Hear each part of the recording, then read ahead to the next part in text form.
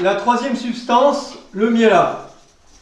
On a vu que ça pouvait se faire sur les sapins, mais on peut voir, ça peut se faire aussi sur les feuillus. Et dans nos régions, sur quel type de feuillus on trouve du miela? Acacia? Non, sur le châtaignier. Châtaignier. Ça arrive qu'il y ait du miela de châtaignier. Il y a une explosion, comme on a vu tout à l'heure, des femelles formatatrices. C'est puceron aussi sur le châtaignier? Voilà, c'est ça. Et moi, une année, avec mon père, on a fait du miela de châtaignier, donc ça peut arriver. On fait du miela aussi sur le chêne. Voilà. Il y a deux feuillus qui ont tendance à faire beaucoup de miela. C'est le chêne et le châtaignier. Bon, on peut trouver aussi du miela sur le rosier. Hein. Voilà. Mais moindre. C'est les pucerons, voilà. C'est toujours le puceron. Toujours le puceron. Voilà. L'insecte. Et les plantes hautes, comme on a vu, châtaignier, plante haute. Chêne. Chêne ou châtaignier. Voilà. Il y a un autre insecte qu'on trouve plus dans le sud. L'autre insecte intermédiaire.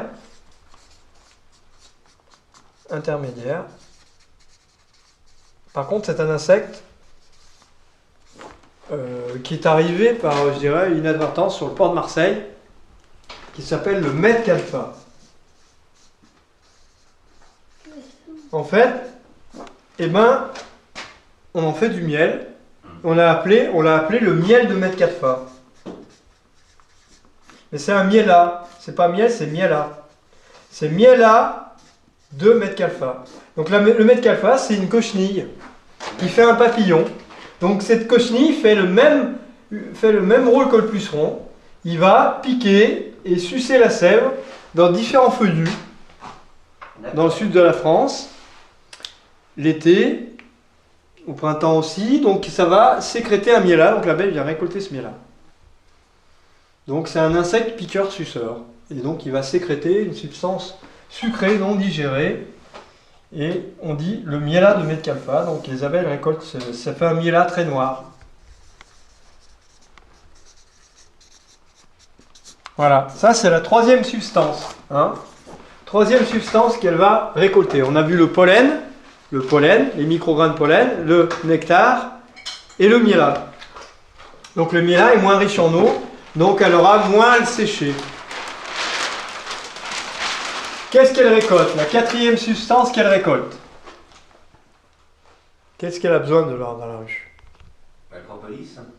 Voilà. Là, La propolis. c'est le. Attendez voir. C'est la propolis ou le propolis? Là, c'est le propolis. Ouais, c'est masculin.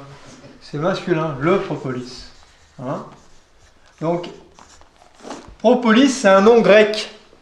Nom grec, c'est pas un nom latin. Pro, c'est devant, et police, c'est... Voilà, on va le scinder en deux. Pro, c'est devant ou avant. Et police, c'est la ville. On est d'accord? Oui.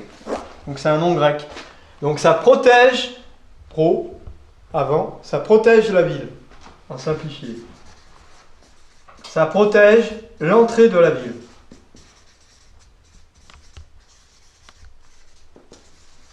Donc, le propolis, elle va le récolter avec ses mandibules, ses pattes avant, et elle va le fixer sur ses pattes arrière, comme on a vu dans l'anatomie tout à l'heure.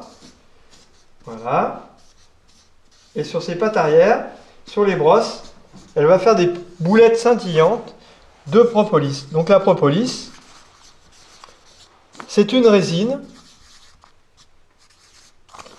qu'elle va récolter où? Où est-ce qu'elle va récolter cette résine? Alors, je vais dessiner une plante, toute simple, une plante dans l'hiver.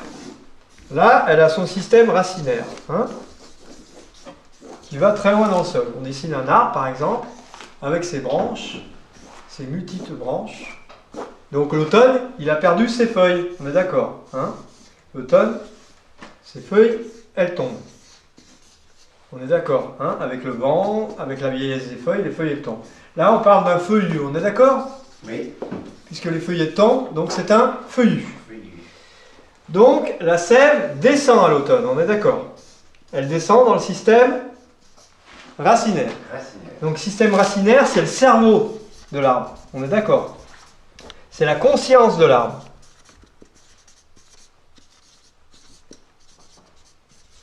C'est là où l'énergie est stockée. L'énergie est stockée dans le sol.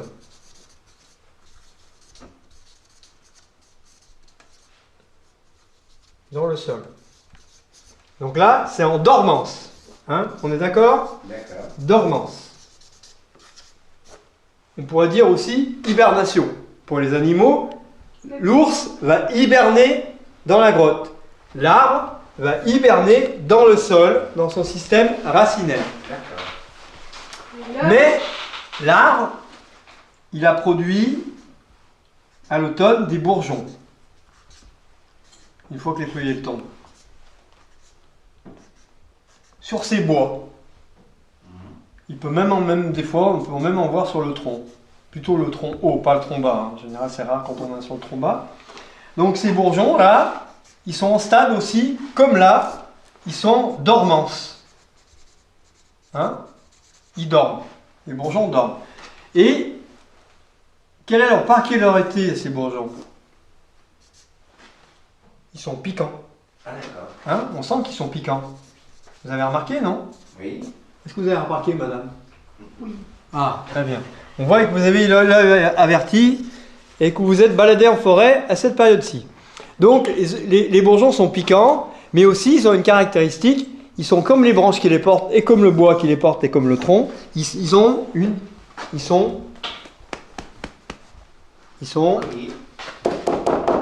Dur. durs. Voilà. Merci, monsieur Michel. Ils sont durs. Donc à ce moment-là, il n'y a pas de prédation. Oui. Personne ne va les manger. Non. Quelle est l'idée d'aller manger un bourgeon dur? Impossible. Non. Voilà. Qu'est-ce qui se passe au printemps quand le soleil commence, la courbe du soleil commence à grandir? Vous voyez la courbe du soleil? Elle rétrécit à l'automne Oui. jusqu'au 25 décembre Oui. pour ensuite Remonter. remonter. Donc il y a une stagnation au 24-25 décembre, une stagnation de la courbe, et après ça repart dans l'autre sens. Donc les jours commencent à Grandir. grandir. Donc qu'est-ce qui se passe avec des jours qui vont grandir? Ça va se réchauffer. La température commence à bouger, on va dire. Oui. Donc il y a une montée de température, on est d'accord, hein? Montée de température. Avec des fois des réminiscences, hein, des baisses de température. Parce que le climat, il est souvent instable. Hein. Donc là, on sort de l'hiver, on rentre vers le printemps. Donc il y a une instabilité climatique. On est d'accord D'accord. de cette instabilité climatique. Donc la chaleur monte, puis quand ça commence à vraiment chauffer, qu'est-ce qui se passe dans cette dormance-là? Ça se Réveil. réveille. On appelle ça le printemps. Oui. Réveil du printemps. C'est réveil et aussi éveil. Dans le mot réveil, il y a le mot éveil. Donc la nature, elle, s'éveille au printemps. C'est vrai, au printemps. Elle s'éveille à quoi? À la montée du soleil, on est d'accord? Et à la montée du soleil qui dit montée de la température aussi. Donc on a quoi comme montée? On a la montée de la température, mais aussi on a la montée de la courbe lumineuse. On est d'accord? Oui. Il y a deux courbes. La courbe de température et la courbe lumineuse, la lumière. Donc ces deux facteurs vont éveiller cette dormance dans la conscience terre, dans la conscience racine. Oui. Donc qu'est-ce qui se passe? Qu'est-ce que font les racines? Elle renvoie la sève en haut. Elles renvoient la sève en haut. Et quelle est la particularité de cette sève et quel est le nom de cette sève? Forcément, si c'est une sève de printemps, si c'est une sève c'est une sève concentrée. Concentré. Hein? C'est un concentré de sève. On est d'accord? Concentré de sève. Et elle a un nom, ce concentré de sève. C'est la sève élaborée. Sève élaborée. C'est la sève élaborée. Pourquoi on dit la sève élaborée? Parce que la conscience racinaire, la conscience dormance, a constitué une sève grâce à ces micro-radicelles qui étaient allés chercher dans le sol à des endroits précis, parce qu'il est intelligent dans le système racinaire, c'est un cerveau global. C'est-à-dire ça dans le sol là, il sait que là il y a du fer. Là il sait qu'il y a du calcium. À cet endroit il sait qu'il y a du zinc. Donc avec son système racinaire, on imagine un arbre très grand, avec un système racinaire immense, un cerveau global dans le sol. Il va chercher à tel endroit du zinc, à tel endroit du fer, à tel endroit du magnésium, à tel endroit des minéraux. Donc il va constituer une sève complexe. Et ça s'appelle la sève élaborée. Donc elle est très concentrée en nutriments. Donc ces nutriments, cette sève élaborée, consciente, très énergisante, qu'est-ce qu'elle va faire? Tout ce qui est dur là, elle va revivifier.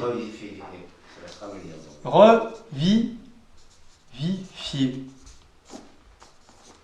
Par le libère, par le cambium, elle va ramener de l'énergie dans l'arbre, dans la partie dure.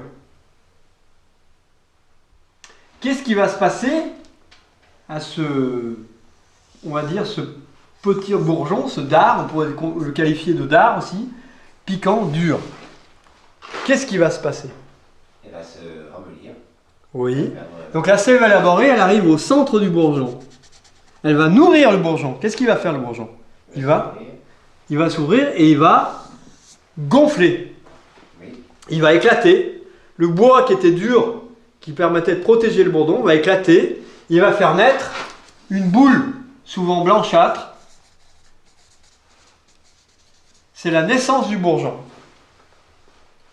Il va gonfler. Et là, sa particularité, c'est qu'il était dur et il devient tendre. Tendre. Et c'est là où ça devient intéressant. Il devient tendre. Plus tard, le bourgeon, c'est quoi? C'est quoi le bourgeon? On l'a vu? C'est ce qui tombe là. Bourgeon, plus tard, c'est une feuille. Mais ça peut être quoi d'autre? Fleur. Oui. Ça peut être quoi d'autre aussi?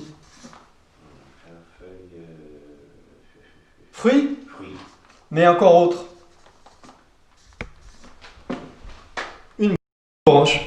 Une petite branche. Petite branche. Mais on en revient à cette boule tendre. On en revient à cette boule tendre. À la sortie de l'hiver, il n'y a pas grand-chose à manger, on est d'accord? Ah ben non. Hein? Et cette boule tendre, elle devient consommable. Tiens, il y a des animaux qui ont repéré ça. Quels sont les animaux qui sont intéressés par ce bourgeon tendre et qui s'en nourrissent? On en revient au puceron, non? Il n'est pas intéressé? Pas encore. Il n'est pas encore là encore, parce que c'est trop froid pour lui, le temps quand on passe c'est chaud. Les écureuils. Les écureuils. Bien sûr, parce que c'est la première chose à manger. Les lapins. Les chevreuils. Ah oui? Ouais. Les rats. Les souris. Ils mangent ça, eux. Bien sûr qu'ils sont intéressés par. Mais, il y avait un homme qui connaissait les propriétés nourricières du bourgeon. Je vais le citer, parce qu'on en a souvent parlé. L'homme de Néandertal. L'homme de Néandertal, en sortie d'hiver, se nourrissait des bourgeons. Mais, il allait plus loin que ça. Il en conservait pour toute l'année. Parce que c'est très riche en minéraux, en micronutriments. Et en même temps, on s'est aperçu que ça correspondait aussi à nous, à l'aspirine. D'accord. Il se soignait avec les bourgeons des arbres. Et il en stockait pour toute l'année. Donc, l'homme de Néandertal connaissait les propriétés à la fois nutritives, très riches en minéraux, donc il s'en nourrissait à la sortie de l'hiver, et en même temps il en conservait. Il en stockait dans les grottes, il en stockait dans des sacs, voilà, des sacs de peau, et il en conservait pour toute l'année. Voilà la parenthèse. Mais maintenant, pourquoi je parle de tout ça?